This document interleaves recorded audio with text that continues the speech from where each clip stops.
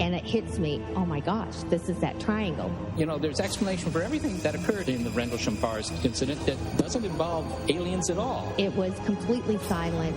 It comes right over our heads. He saw a classic flying saucer, really, standing in the clearing. He turned over to my father and held his hand, and he looked in his eyes, and he said, "We're not alone." Welcome to Podcast UFO for our live show. We're live every Wednesday at 8 p.m. Eastern Standard Time on the Dark Matter Radio Network.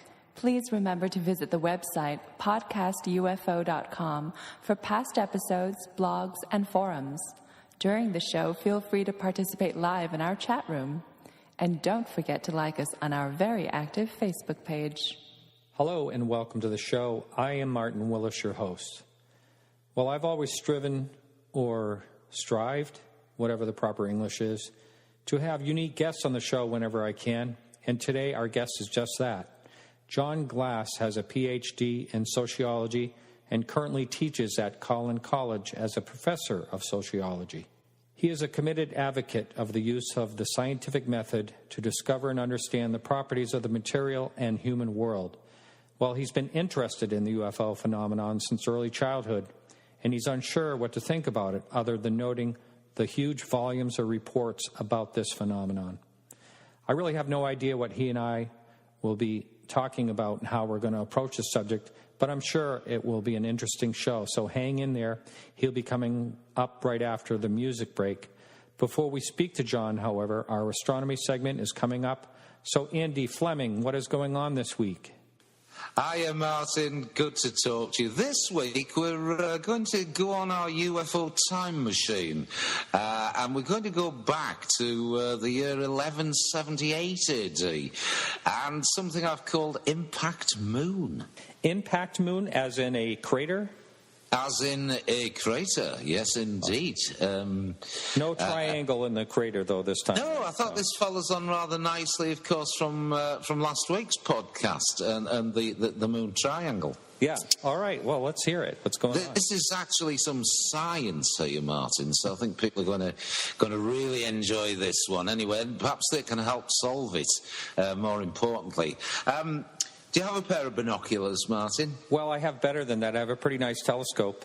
So, yeah. Nice one. Well, obviously, and listeners, when you look at the moon through binoculars or a nice telescope, you'll see that obviously it's covered with craters.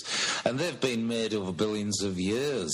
And, of course, unlike the Earth, the moon doesn't have any plate tectonics. So there's no weathering or volcanism. So it's in pristine condition. And, of course, that's sort of like gives a history of the impacts. I mean, you'll know that there obviously have been big impacts, and you've reported on them on the Earth. The one, well, it was an impact, I suppose, but the one in Russia last year. Well, there's controversy on that. It may have impacted that lake. Yeah. You know, so I guess you'd call it a semi-impact. Yeah, it was exactly. like 11 tons or something like that when it came through the atmosphere. It was pretty big, and of course you'll have heard, and listeners will have heard about the impact that wiped the dinosaurs out, the Chicxulub crater, and of course all of these get covered up on the Earth because of all the weathering and everything. And well, the funny thing is that we never really see any impacts on the moon, do we? I mean, I haven't seen any. You mean a live impact? A live impact? No, but just a thought here.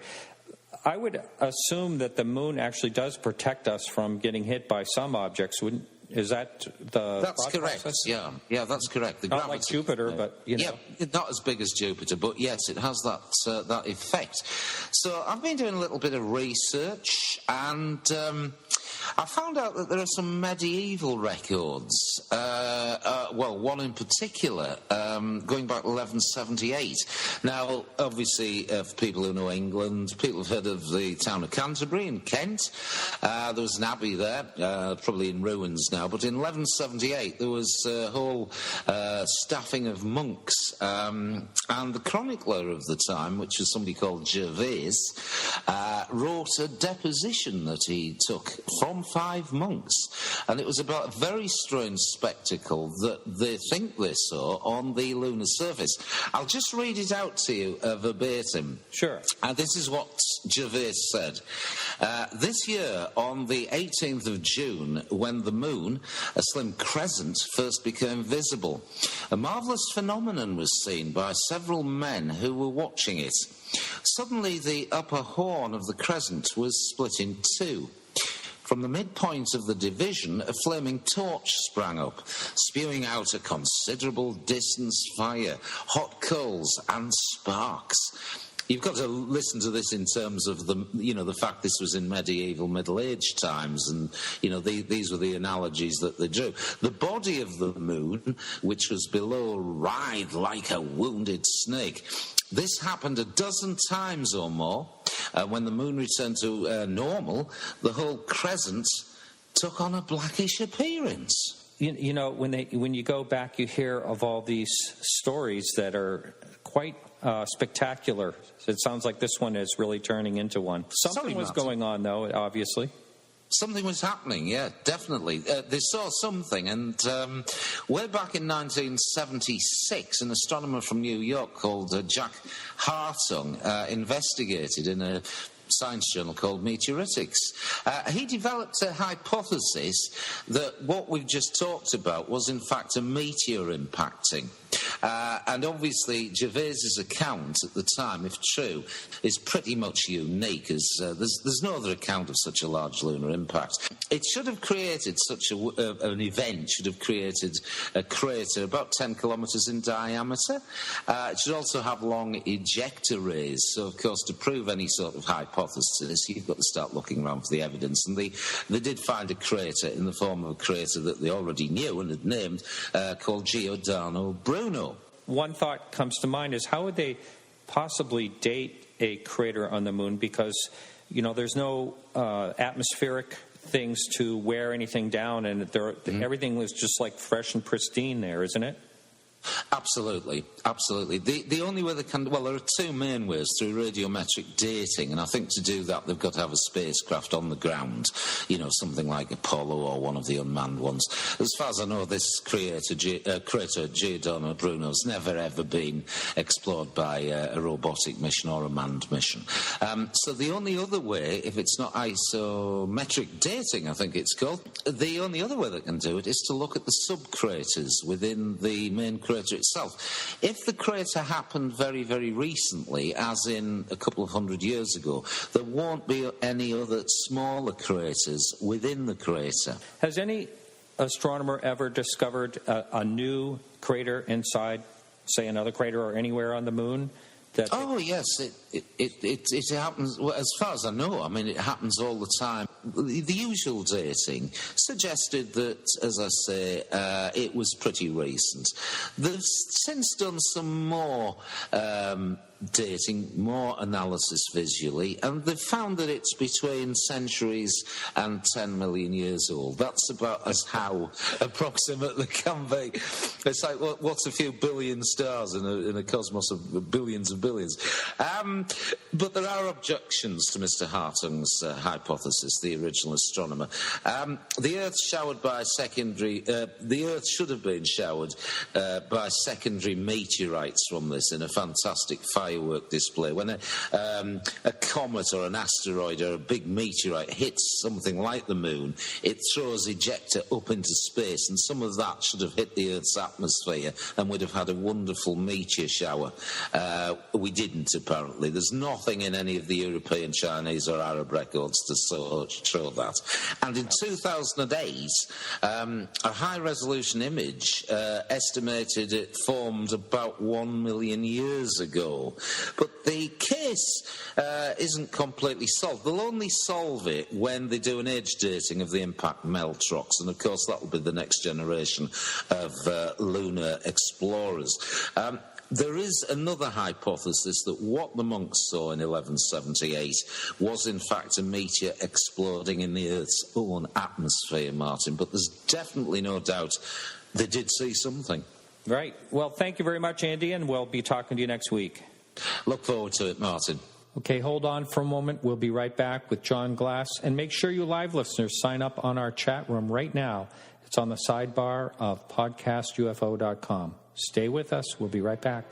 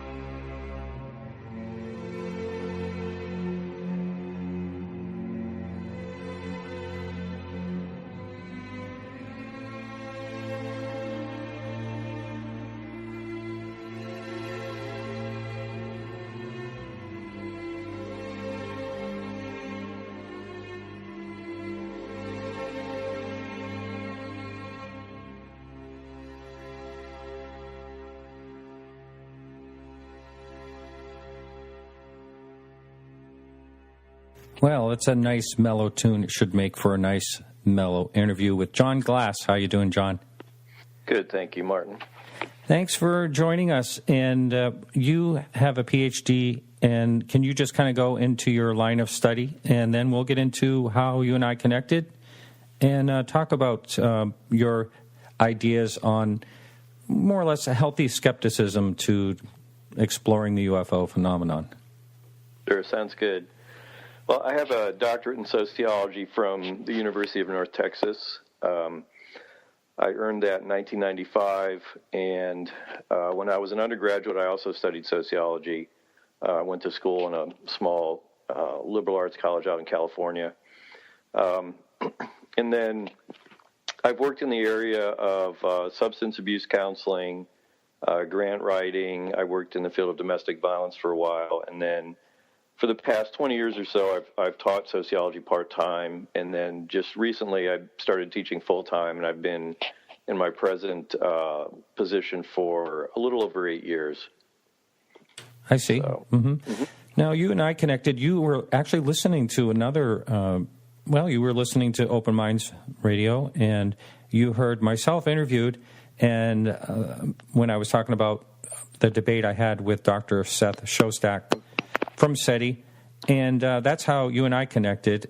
And I believe it was the phrase that made you engage, something along the lines where Seth Shostak needed something, a UFO actually in the Smithsonian before he believed that there existed. And let's talk about evidence and what your approach is to, well, first of all, before we get into any of that, sure, I would like to find out what makes you interested in the topic of UFOs with your science background. Sure.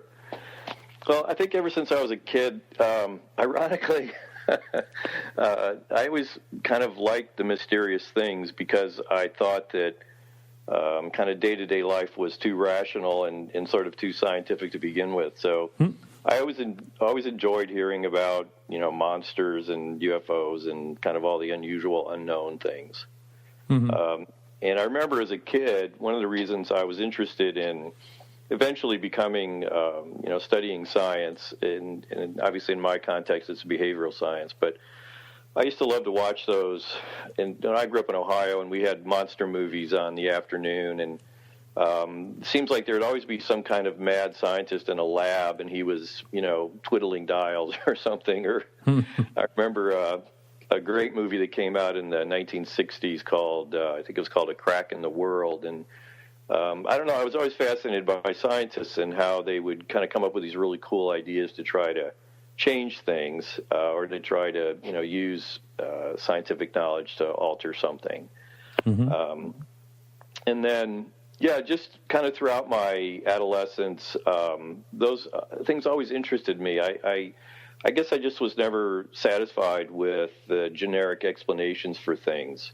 Well, that can't be true, or clearly that's not what's happening, or no, that you don't need to believe in that. And then in college, college kind of opened my eyes. I really wasn't sure what I was going to study, and I ran into sociology, and it really helped me to understand the world a lot better and understand myself, too.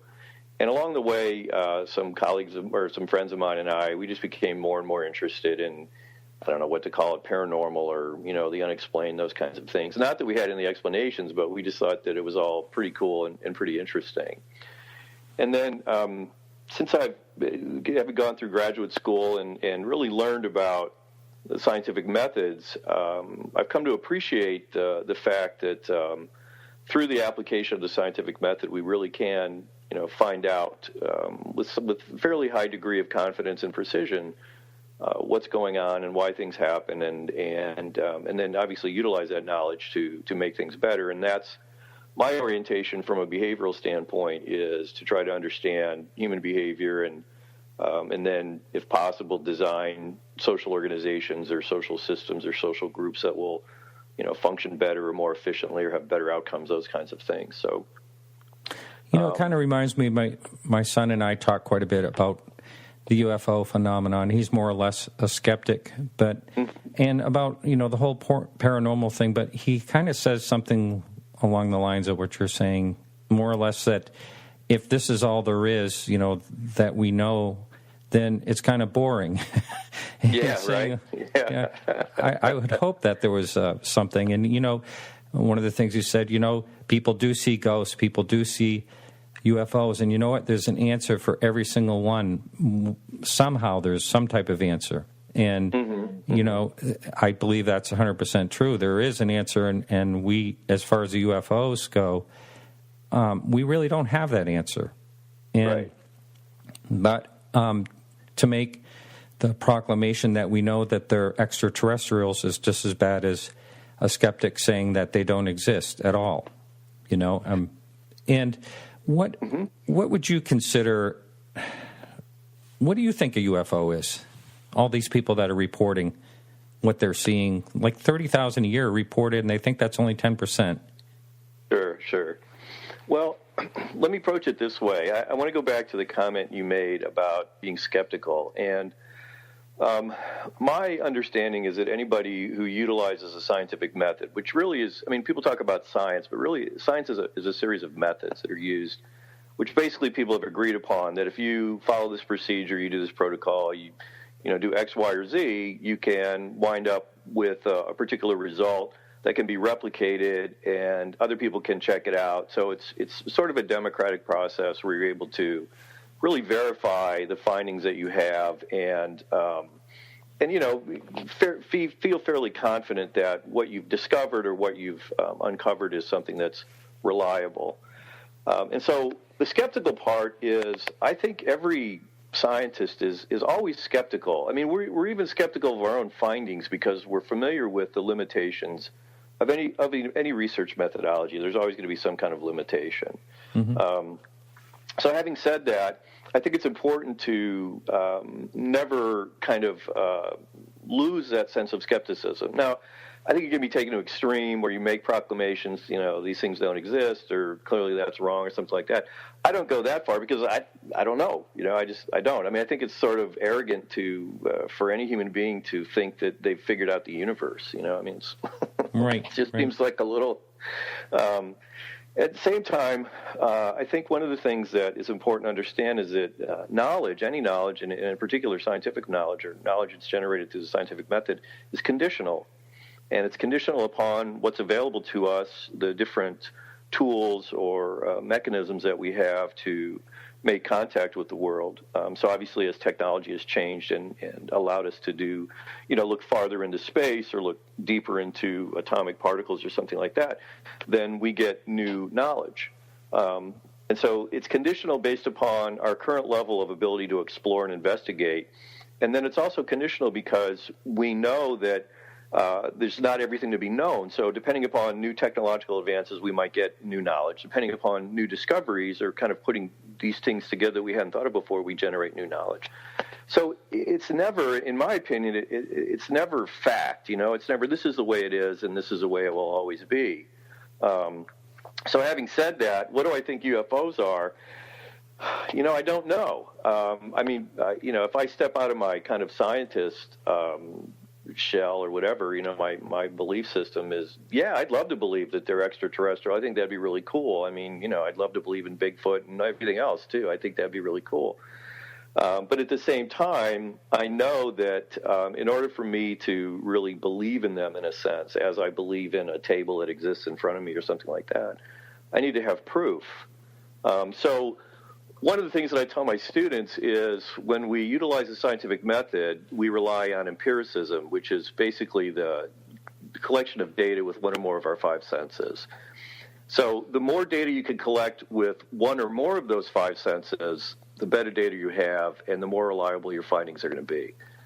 So when it comes to UFOs, what are the data sources that we have? Okay, we have eyewitness reports, we have videos, we have maybe some recordings, we have testimony, but really those are, in a sense, only relying on two senses, right? And then, they claim that there's radiation or maybe something that was found, something like that. There's radar data as well.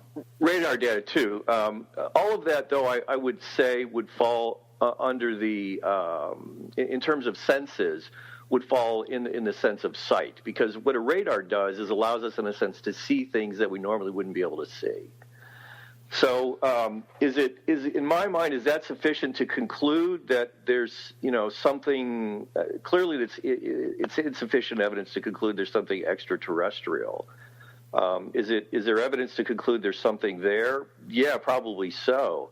But without more evidence, with more information that we've gathered maybe from, again, an artifact or, something else, I think we're stretching the bounds, at least within the realm of sciences, to make a claim of what exactly it is. Mm-hmm. Well, I actually agree with you, as hard as that may sound.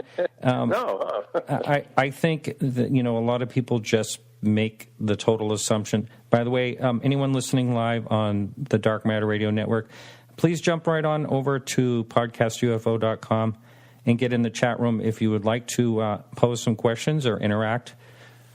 Well, getting back to, the thoughts of what they are, let's bounce back a little bit to the thing you always hear that people, mostly in the science field, will say, it's impossible for them to get here because it would take so many lifetimes and, using all of today's physics, the thoughts are it's impossible that they could have ever visited us or have come here. Right. Or the way everything becomes extinct on planets, like 99% of species on this planet, that happens elsewhere, and we've only been here for a very short time comparatively to the Earth's existence. And how could these two, cross? How could we cross with another civilization that's going to be wiped out? On and on and on and on. So what are your thoughts about, do you think it's possible that we have been visited and are being visited? Well, let me start with, whether it's physically impossible. I'm not a physicist, so I don't feel qualified to answer that question. I think the only thing I could say about that is it kind of goes back to what I said earlier about, I think it's sort of arrogant and to claim that we have complete knowledge of exactly how the universe operates. That just seems, it seems unsubstantiated to me, because it's a pretty wild claim that considering that if we're even accurate as to how large the universe is, how much access do we have to it, and how do we know there might be something else entirely going on in another physical setting somewhere? So I'm afraid the physicists would have to comment on that. Having said that, I still would not necessarily take their statement at 100% with 100% confidence, because of what I said is that I'm always going to be skeptical, and even skeptical of anybody who makes a claim like that, because I think a lot of that, and I could be way wrong, but I think a lot of it's based on mathematical calculations, which clearly a lot of our science is based on that. But that doesn't mean, in my mind, that that's exactly how things work. And there's something that I've paid attention to is that and maybe it's a function or a result of our being human, but there's always error in whatever we do. I mean, we don't have precise measurement. So, and in some cases, if you take a medication for heart disease or something, they always list all the side effects. Well, the side effects are the errors. And sometimes it's astounding the number of side effects there are. And I think that's a similar case in regardless of whatever science it is whatever scientific method we're applying. So in my mind, that opportunity for error leaves open the possibility that there might be something else here that we're completely missing. And then the part about whether we've been visited or not, again, to me that would be an unknown. I mean, I think the only thing that I could come close to considering as being visitation would be the theory of panspermia. Maybe life sort of happened because something landed here. The claim that we've been visited by previous civilizations and they've influenced our architecture and all that kind of stuff. I can't put a lot of credence in that because, in my mind, it's kind of like that statement that Sherlock Holmes makes, and I don't remember exactly what it is, but it's basically, when you've solved everything else, what's left is that's not what he says, but my point is that we have to rule out all of the known phenomena first, known reasons for why something exists before we could even begin to consider an alternative explanation or an explanation that would be metaphysical. And I don't think we've exhausted that when it comes to understanding like ancient architecture or ancient technologies or anything like that. So in my mind, again, from a scientific standpoint, we would have to exhaust all of those possibilities or all those explanations and say none of these work. And even then, I don't know that we could just jump to the claim that it's extraterrestrial. Because still we would say, okay, well, maybe we're missing something. It goes back to that inevitable amount of error or that inevitable amount of limitation that you're gonna miss. So that's why I was saying. I mean, I kind of agree with Seth. Not that I have to have it in the Smithsonian, but come on, can't these guys leave some kind of hard evidence that we can evaluate? I mean, that would. I think that most anybody who's interested in science would just really love for a spaceship to land somewhere and say, here we are. That's the kind of evidence that we want. Right. I mean, that's, we could investigate that. And so, yeah, in my mind, that's the kind of evidence I would need. I think all the other claims, people can make claims. I mean, this is one of the things that astounds me about a lot of people on TV when they make claims about ancient aliens and all that kind of stuff is they're welcome to make those claims, but they're not really, I don't know that they have the same responsibility that a scientist does in backing up those claims with really solid empirical evidence that's been vetted by a number of other people. Yep. I think that's the difference, and I guarantee you, I hear people say, well, scientists have this conspiracy and they're trying to, they don't, it's non-traditional science and they want to keep all this information, out of the mainstream. No, I mean, it's like, come on, if we had information like that, they would jump on it because you're talking about a Nobel Prize, you're talking about, every kind of prize imaginable if you could prove the existence of something that was extraterrestrial or out of the ordinary. I mean, that whole argument just never made any sense to me. So in my mind, I'm kind of like Seth. I don't need it in the Smithsonian, but I'd sure like to have more evidence than we have right now. Yeah. Well, maybe the evidence that is not here is maybe it's purposeful of them not to give any. There's certainly whatever it is not afraid of being seen, but as far as actually leaving physical evidence, maybe that's their intention not to, if that's what they are. But I'm not saying that's what they are. It's just who knows, who really knows. But sure. One of the things I think about, and as far as there's never any funding or anything to actually study this, but along the same lines, there's a lot of funding to try to figure out what dark matter is or things along that line that we don't really know, but we just think they exist. Like, I can't remember a dark energy and dark matter, how much of the universe what the percentages of what they think. Right. I think it's a pretty large percentage. I don't remember off the top of my head either. Yeah.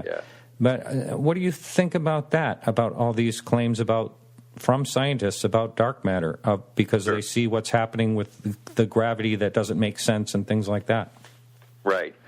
So I think the difference between that and UFOs is they're building off of already known evidence. So, they clearly have some kind of empirical, tangible evidence that they've been working with. And, when it comes to quantum mechanics or all that kind of stuff, I clearly don't understand that, and I'm not really sure how it all operates. But the point is that with these scientists, what they're doing is they're basing. It's kind of like that whole idea of they're standing on the shoulders of giants. They're building on evidence that already exists. So they have something to start from, and they have observations that have been made in the past that they don't understand, or it's not clear, and so they continue to investigate. But they're investigating something. They have some evidence that they're beginning with, that they're starting with. And I think that, again, this is the problem that we have with supporting the claim of what exactly a UFO is because we just don't have the same kind of evidence. If you think about a physicist or something, they actually have particles that they can observe, that they can see, that they may not be able to touch, but they have a way of making contact with it. And they have it within their control, so they're able to analyze it and again, demonstrate it to more than one person. And this is the replication part of science, that before something is settled, before we agree that, this is what's going on, we have to have some consensus among a number of people. And, is there a consensus among a number of people that UFOs exist? Yes, clearly there are. But have those same people evaluated the evidence to the same extent that a research scientist would evaluate the evidence? That's the difference. And it seems to me that part of what happens is just because a lot of people believe in something doesn't necessarily, that in and of itself is insufficient to substantiate that it exists. But when it comes to things like dark matter, like I said, I think they're building on something that's already there. So they're not, there's no speculation, or there might be speculation involved into what's going on, but then they experimented with it, they subjected to a series of tests, again, following certain protocols. And then they discover if their ideas are accurate, or maybe they discovered, wow, this isn't what we were thinking at all. It's entirely different. But they still have some evidence to go on. I think that's the big difference. Mm-hmm. And again, we just don't have that when it comes to some of these things that we're calling UFOs. What we have in this situation is a fleeting. It's fleeting, and if it wasn't fleeting, then that would make all the difference. And it's you never know when and where one will show up. With the sighting that I had, I was relaxing, not expecting anything to happen, and that's the way it generally happens. But one of the things that I think about is the mass sightings when thousands of people saw the Phoenix lights and saw the sky black out, in between the lights over their head, and it was something. And the mass sightings, really, it makes you wonder what type of sighting that you would really need for someone to actually try to investigate something like this or take it seriously. What do you? Well, I agree with you about the fleeting part. Clearly, one of the disadvantages is you can't call up a UFO at will and have it be available for investigation. That's obviously one of the big problems. The thing that intrigued me about the Phoenix lights wasn't so much the lights, but was the report about the sky disappearing, or this seemingly big black object floating overhead that was moving at a very slow pace and, like I said, blacked out the sky. That's really intriguing to me. I don't doubt that those folks saw that, and the fact that it was reported by more than one person in more than one location certainly lends credence to the fact that there was something there. Again, but, saying there's something there and then making the claim that it was extraterrestrial or something, we can't do that because we don't know what was there. The part about, if you have X number of people that see something, let me give you an example. And, when we had the tragedy of 9/11, for a while on the internet, there was a picture of smoke coming from one of the buildings when one of the buildings was collapsed. collapsing, and there was a figure in a shape in the smoke that looked like what we think of as being the devil. Right. So it went around and said, "Oh, look, this is the work of the devil." Okay, well, clearly lots of people saw that, but is that evidence that the devil was at work? Did the devil have a hand in bringing down 9/11? One, I mean, a lot of people are going to reject that immediately because they're like, "No, there's no devil." But the other part of it is, how do we investigate that? Well, if we were able to capture the smoke that was there, we could, determine if there was something metaphysical about it appearing. But, obviously we don't have that available to us. But again, just because a lot of people observe something doesn't necessarily, it clearly it acknowledges that a lot of people saw something, but what they saw, that's what's in question. Now, what's interesting to me is when people claim that it was the devil, if you look cross-culturally, the devil, takes the form of many different forms. It has many different faces. So it's almost like this devil happened to be the devil that a lot of people in America, the face happened to be the same kind of devil a lot of people in America think of when they think of the devil. Well, why would that be? I mean, is the devil, purposely trying to appear in a Western European face? Or, you know what I'm saying? It's kind of like, it calls into question these kinds of things. It's kind of like when an alien lands and it takes on an English accent when it landed in England. Right, yeah. That was just for the benefit of the common local folk, That's right. That's right. A couple of questions on the chat room. Sure. And Eric wants to know what do you think about the memory of individuals of recalling sightings from years ago? Yeah, the whole memory recollection phenomenon, that's, I think I have a tendency to agree with the different people that say they're remembering something. And if you're remembering a sighting that you've had, X numbers of years ago, it's really, it's kind of no different than remembering a sighting you had just the other day. You're still making a claim about something that you saw. The question is, perhaps why did you not remember it for a period of time? Or the question is it any more valid than a sighting that's made, immediately?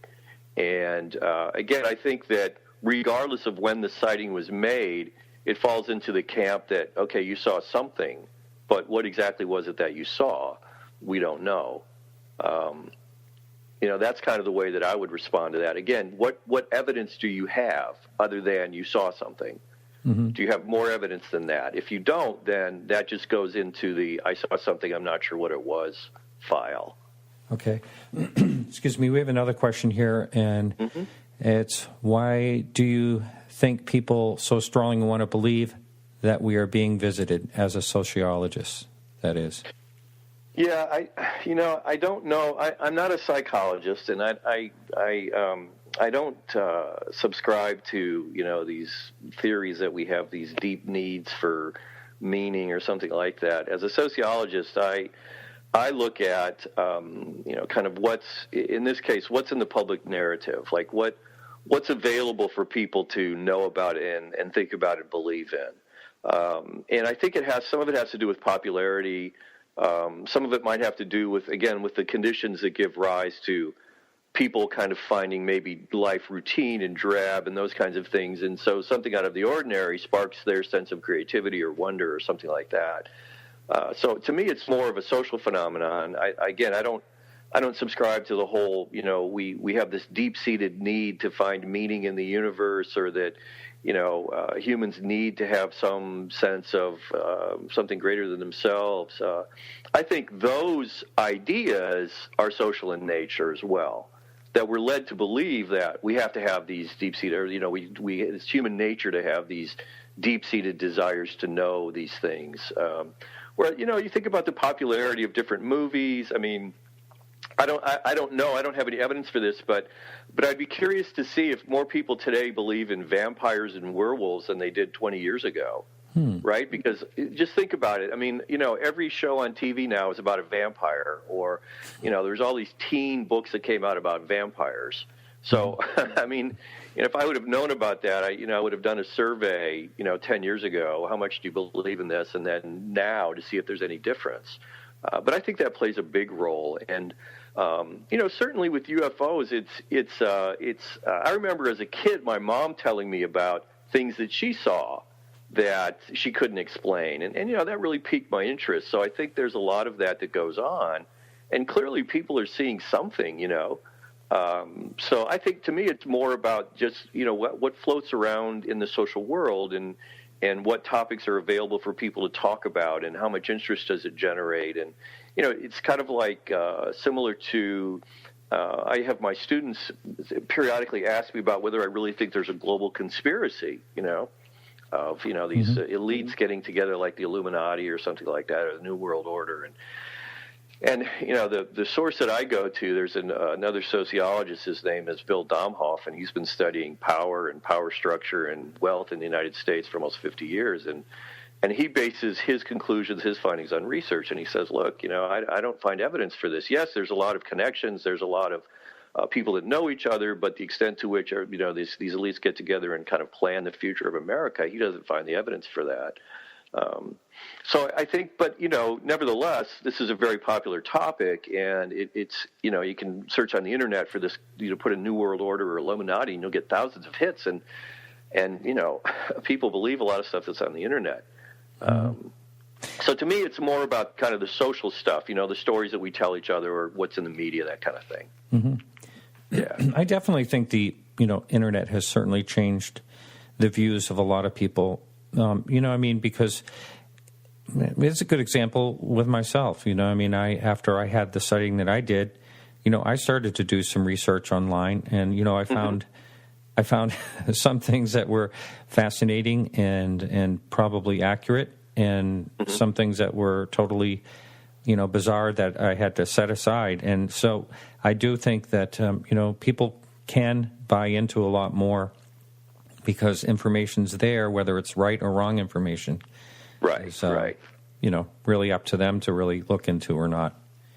Yeah, and I don't know how many people have been exposed to the ideas that we're talking about. That kind of, what's the threshold for, really good evidence, and how reliable is it, and how trustworthy is it?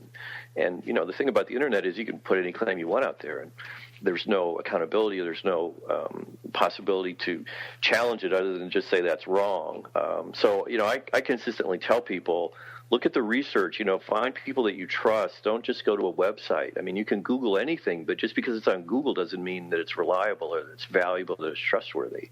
The upside of the internet, I think, is great. I mean, I have friends all over the world. I can communicate. I love reading stories. I love getting all this information. But at the same time, there's a lot of really bad information out there too. And I think what would be really helpful for everybody, and especially in a field like this, is to have that healthy sense of skepticism. I try to encourage people to develop, a critical, analytical mind and evaluate the evidence. Where's this coming from? Why is this person saying this? Do they have an agenda? Where did they get it? Has it been vetted? I mean, those are the kinds of questions that I think people need to ask. And, how cool would it be if we were able to take a UFO sighting of some kind and really evaluate it like that and find out what exactly is going on? I mean, I think that we can use the scientific method to our advantage. And if you were able to gather enough evidence to meet that threshold, which in my mind is way beyond a reasonable doubt, but if you were able to gather enough evidence to meet that threshold, then, wow, that'd be incredible to demonstrate that something like, a UFO exists or anything like that. Yeah, and then there's a part where, there a lot of speculation, which I, sort of almost buy into or I think about is a possibility, and that is that there may be some small segment of the government that does know or has known that, maybe they don't know exactly what it is, but there's certainly a lot of accounts of some type of cover-up. You think of the Japanese pilot, the cargo. The JAL. Yeah. Right. And there's so much about that it seems like that was just, well, you did see it, and we're taking the tapes, and we're out of here. Right. Seems like there's a lot of cover up like that. What do you think about? What do you think the possibilities of the cover ups?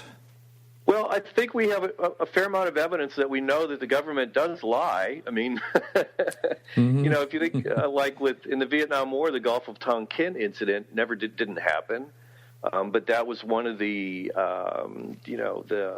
straw that broke the camel's back, which really got us into the Vietnam War.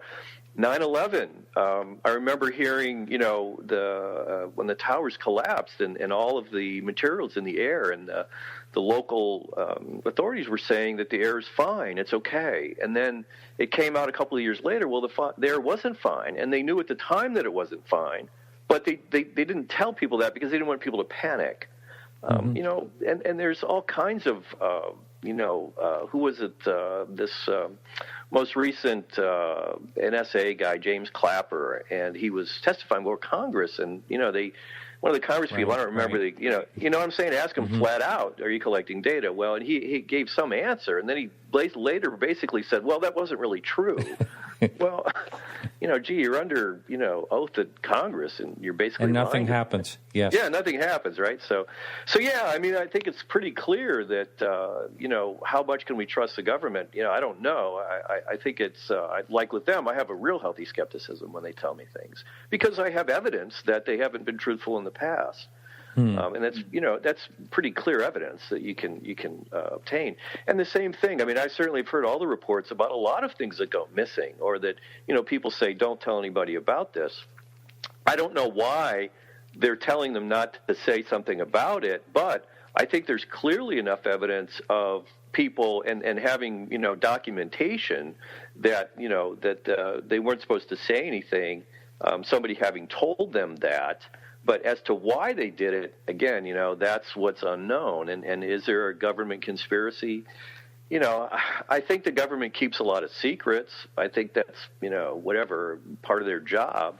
But what secrets they're keeping, I don't know. That's I have this fantasy that, the day I die, and I'm not sure exactly what will happen, but my fantasy is I'll have a chance to ask the good Lord some questions, like who really killed JFK, and are there really aliens, and because I don't know where else to get that information, right? I mean, it's you can't petition the government. I mean, you can do a Freedom of Information Act, but they're not only going to give you certain information; a lot of it's going to be redacted. So again, for me, it comes down to I need the evidence. I wouldn't put it past the government, but at the same time, I hear people say, how could they ever keep that a secret? They can't keep a lot of things secret.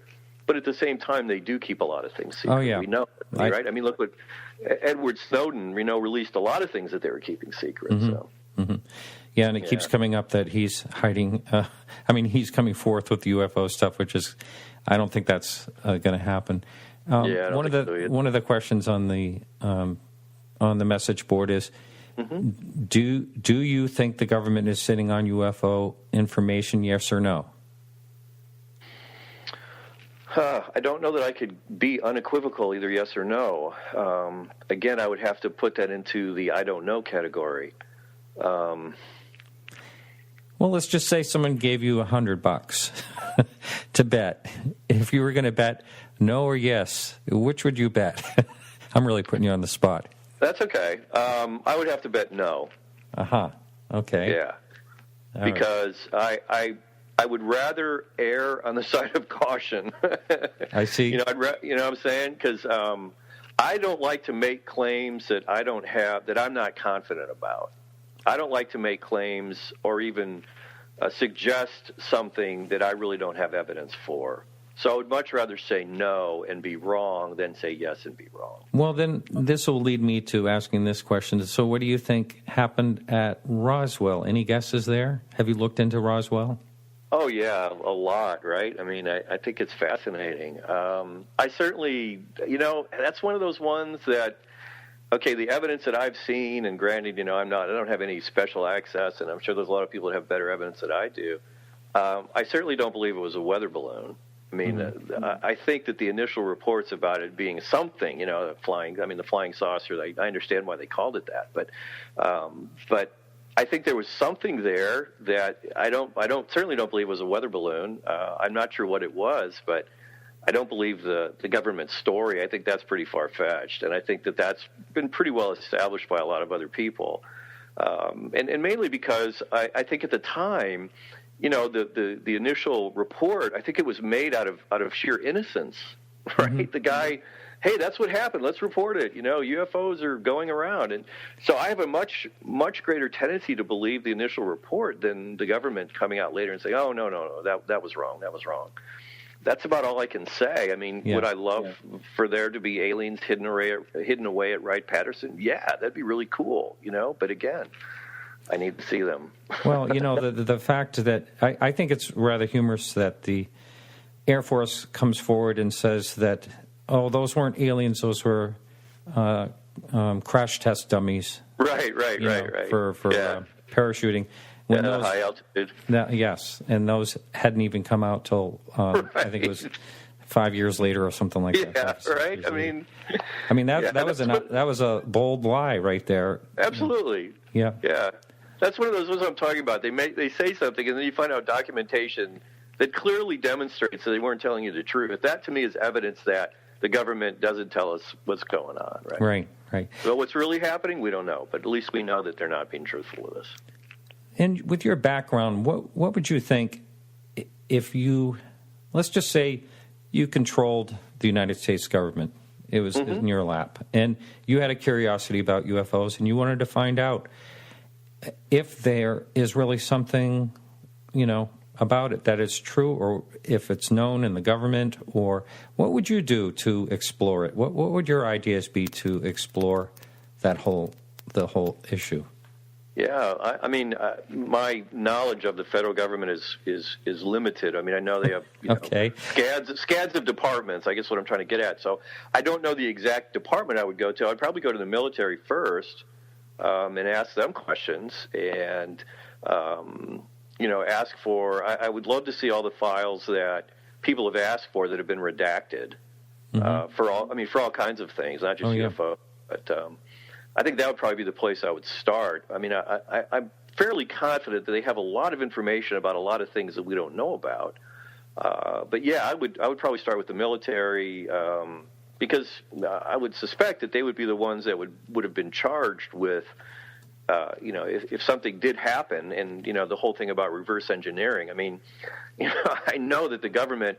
The military, rather, has some of the best technological equipment on the planet. So chances are, if anything was found, it probably got funneled to them, right? I mean, because we're always trying to figure out ways to make better weapons. So, so that's probably where I would start if I could get through all of the.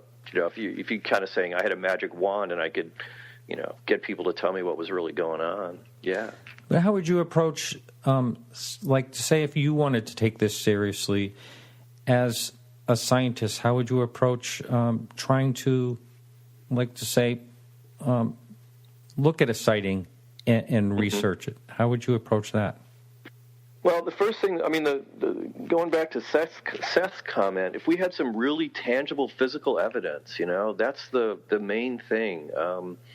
The closest I can think of are the implants or the, alleged implants that, there's a podiatrist somewhere, I think in Georgia, who removes them, right? Yep. Okay, yeah. So, I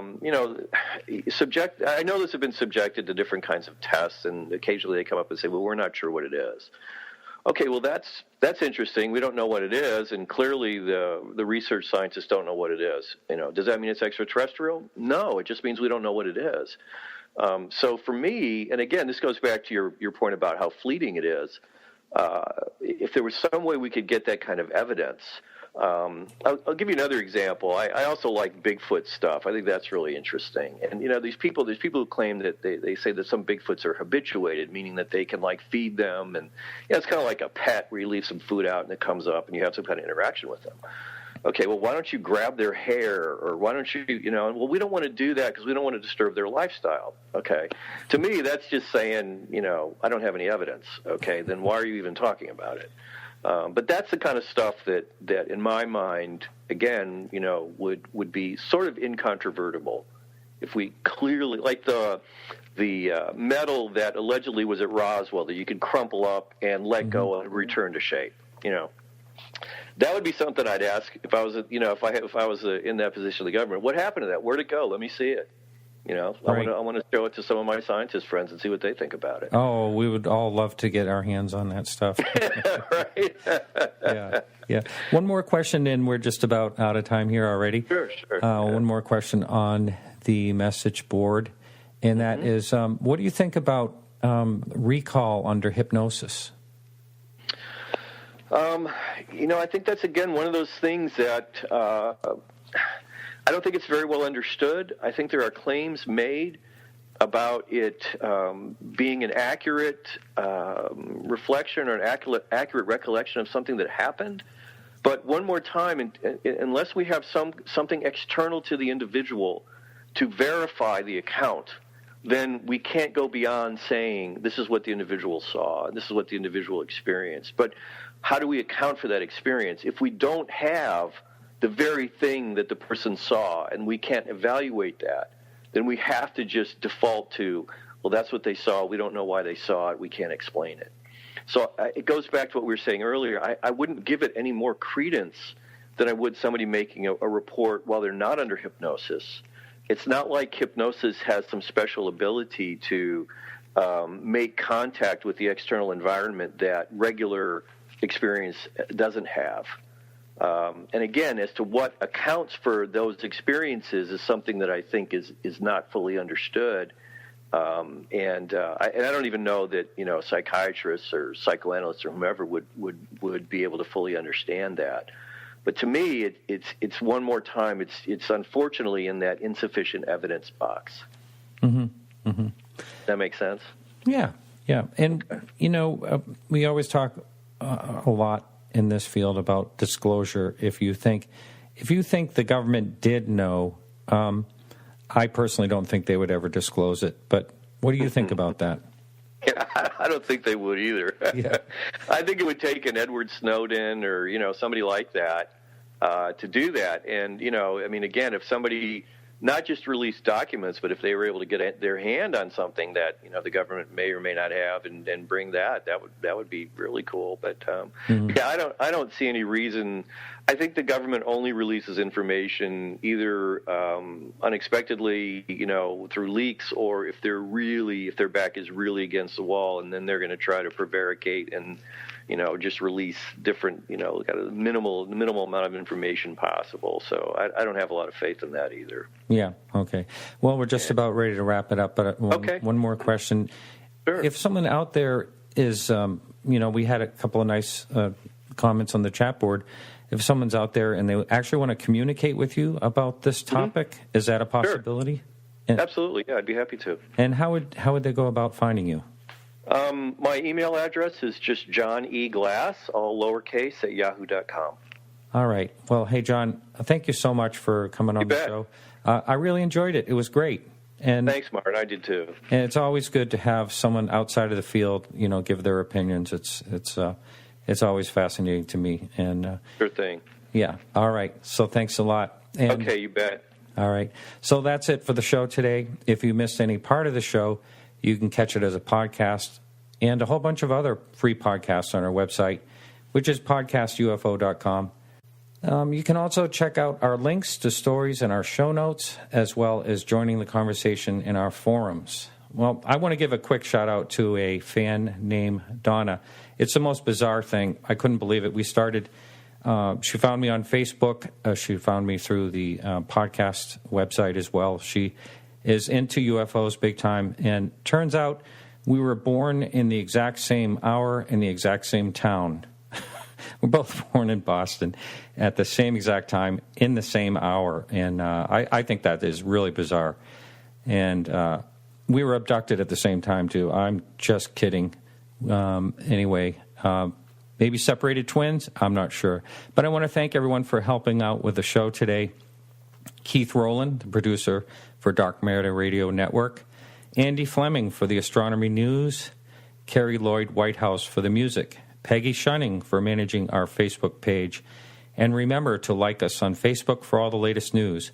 You can check us out live right here at the Dark Matter Radio Network every Wednesday at 8 p.m. Eastern Standard Time. And don't forget to jump into the chat room at podcastufo.com. This is Martin Willis. reminding you to keep your eye to the sky. See ya.